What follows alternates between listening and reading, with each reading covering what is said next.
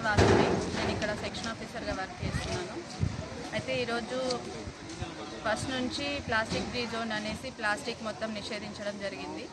Already వీళ్ళకి వటవర్లపల్లి విలేజ్లో ఒక 20 days ముందే నోటీసులు ఇవ్వడం జరిగింది. ప్లాస్టిక్ ఏమీ వాడకూడదు, ఉన్న స్టాక్ మొత్తం ఇప్పటికే అమ్మేసుకోవాలి, తర్వాత మొత్తం నిషేధిస్తాము, ఒకవేళ ప్లాస్టిక్ స్టాక్ ఉన్నట్టయితే పెనాల్టీ వేయబడుతుందని చెప్పడం జరిగింది.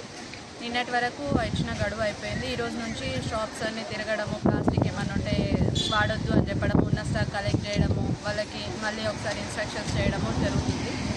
ఇది ఇక్కడితో కాదు, అమరాబాద్ టైగర్ రిజర్వ్ ఏరియాలో మొత్తం దోమలపేంట, వటవర్లపల్లి, ఇంకా మన్ననూరు, అమరాబాద్ అన్ని విలేజెస్లో జరుగుతుంది, మధ్యమడుగులో.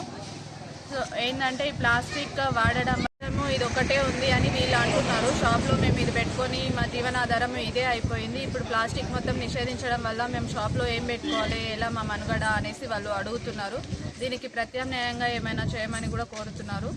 ఇక దానికోసం వాళ్ళు ఇంట్లో కానీ ఏమైనా తయారు చేసి డబ్బాలలో స్టాక్ పెట్టుకొని అమ్మడము అట్లాంటివి, లేదంటే అడవి నుంచి ఏదైనా అట్లాంటివి కలెక్ట్ చేసుకొని అమ్మడము, పర్మిషన్ తీసుకొని అమ్ముకోవడము అలాంటివి చేయొచ్చు. ఇంకా దీనికి ప్రత్యామ్నాయంగా ఏమైనా కావాలి అంటే గవర్నమెంట్ నుంచి ఏదైనా సహాయం ఉంటుందేమో, వాళ్ళు ఒకసారి వెళ్ళి పర్మిషన్ తీసుకుంటే బాగుంటుంది. మాకు వచ్చిన ఆర్డర్స్ ప్రకారం అయితే ఇక్కడ ప్లాస్టిక్ ఏమి ఉన్నా కూడా మేము పెనాల్టీ వేయడము, లేదంటే దాన్ని కలెక్ట్ చేయడము జరుగుతుంది. తర్వాత మనుషులకే అయినా ఆ ప్లాస్టిక్ భూమి మీద ఉండిపోవడం వల్ల అన్ని ప్రాబ్లమ్స్ అవుతున్నాయి అనేసి దీన్ని నిషేధించడం జరుగుతుంది.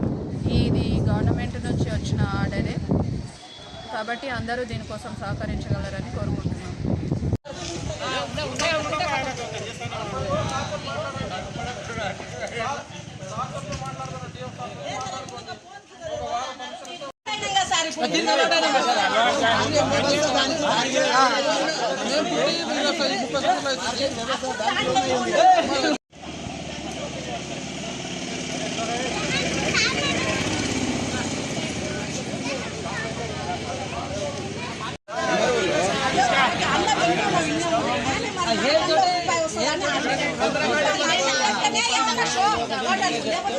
क्या बोला?